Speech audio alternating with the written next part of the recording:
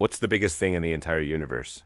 Your first thought might be a giant star like UY Scuti, a supermassive black hole like Ton 608 or maybe even a galaxy like IC 1101. Those are all mind-bogglingly huge, but they are absolutely dwarfed by the true heavyweight champion of the cosmos. In fact, what I'm about to show you is so vast, it would take you 4 billion years to cross it, even traveling at the speed of light. Forget stars and galaxies. We're talking about something that makes them look like grains of sand. This is the story of the Hercules Corona Borealis Great Wall. Let's start with some perspective. Our home, Earth, is big to us, but you could fit about 1 million Earths inside the sun. The sun, however, is just an average star. The largest known star, UY Scuti, is so enormous that if you placed it at the center of our solar system, its edge would extend past the orbit of Jupiter. We're talking about a diameter of over 2 billion kilometers. That's insane, right? But we're just getting started. Bigger than stars are the cosmic monsters known as supermassive black holes. At the heart of most large galaxies, including our own Milky Way, these gravitational titans lurk. The current record holder is Ton 618, a black hole with a mass of 66 billion times that of our Sun, its event horizon. The point of no return spans a distance so vast that our entire solar system could orbit inside it multiple times. But even this behemoth is just a tiny speck in the grand scheme of things. Let's zoom out further. Black holes and stars are just components of galaxies. Our Milky Way is a respectable size, about 100,000 light years across, containing hundreds of billions of stars. But it's a lightweight compared to giants like IC 1101. This supergiant elliptical galaxy is the largest single galaxy we've ever found, spanning up to 6 million light years in diameter. It's 60 times bigger than the Milky Way and contains an estimated 100 trillion stars. If our galaxy were a dinner plate, IC 1101 would be the size of a football field. Galaxies themselves are not alone. They cluster together. Our Milky Way is part of the local group, a collection of about 50 galaxies. The local group is, in turn, just a small part of the Virgo supercluster, which contains thousands of galaxies.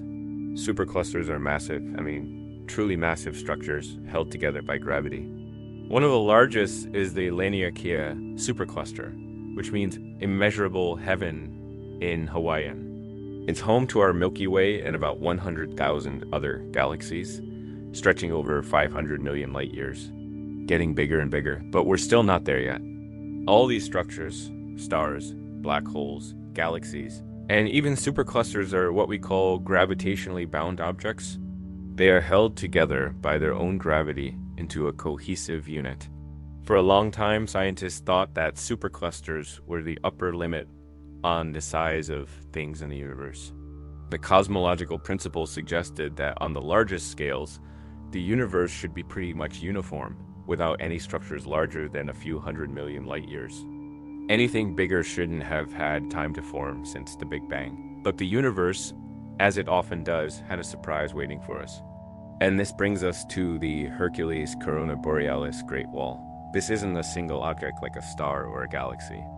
It's what we call a galactic filament or a great wall. Imagine a colossal cosmic web that stretches across the universe, with vast empty spaces called voids and long, thin filaments of galaxies connecting massive clusters at their intersections. This Great Wall is the largest, most massive of these filaments ever observed. So how was it discovered? It wasn't found by looking through a telescope in the traditional sense. You can't just point a telescope and see something this big.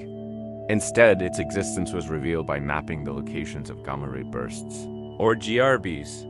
GRBs are the most powerful explosions in the universe, thought to be caused by the collapse of massive stars into black holes or the merger of neutron stars. They are so incredibly bright that we can see them from billions of light years away, making them perfect cosmic lighthouses to map the distant universe. In the early 2010s, a team of astronomers led by Isfin Horvath, John Hakila, and Jolt Bagley were analyzing data from gamma-ray burst detectors, like the Swift Gamma-ray Burst Explorer. They noticed something strange. In a particular region of the sky, in the direction of the constellations Hercules and Corona Borealis, there was a statistically significant overdensity of gamma ray bursts. These bursts weren't randomly scattered across the sky as you'd expect. They were clumped together in a gigantic arc. The implication was staggering. Since gamma ray bursts are associated with massive stars, which are found in galaxies, a concentration of GRBs means a concentration of galaxies. They had stumbled upon a colossal structure, a filament of galaxies and galaxy clusters, far larger than anything predicted by our models of the universe. Just how big is it? Prepare to have your mind blown. The Hercules Corona Borealis Great Wall is estimated to be 10 billion light years long. Let me say that again. 10 billion light years. Our own Milky Way is 100,000 light years across. This structure is 100,000 times bigger than our entire galaxy. It is so vast that it occupies more than 1/10 of the entire observable universe. Remember that 4 billion year journey at the speed of light I mentioned? That's to cross its shorter dimension. To travel from one end to the other would take 10 billion years, which is about 70% of the age of the universe itself. This discovery is not just a cool piece of trivia. It presents a genuine puzzle for cosmology. It directly challenges the cosmological principle, which, as I mentioned, states that the universe should be homogeneous and isotropic on large scales. This means that no matter where you are or which direction you look, the universe should look roughly the same. Structures were not expected to exist on scales larger than about 1.2 billion light years. Yet, here we have a structure that is nearly 10 times larger than that theoretical limit. So, what's going on? How could something so enormous form? The truth is, we don't know for sure. The age of the universe is about 13.8 billion years. It's difficult to see how a structure 10 billion light years in length could have formed in that time through the known process of gravitational attraction. It's like trying to build a city the size of a country in just a few days. It breaks the rules of cosmic construction. This has led to some fascinating and very speculative theories. Some scientists question whether the data is robust enough. Maybe the clustering of gamma ray bursts is a statistical fluke, a chance alignment. However, as more data has been collected, the statistical significance has held up. Others propose that our understanding of the early universe might be incomplete. Perhaps cosmic inflation, the rapid expansion of the universe just moments after the Big Bang, wasn't as uniform as we thought. Maybe it imprinted large-scale structures onto the fabric of space-time from the very beginning. Another idea is that we might need to rethink the nature of dark matter and dark energy, the mysterious components that make up 95% of the universe.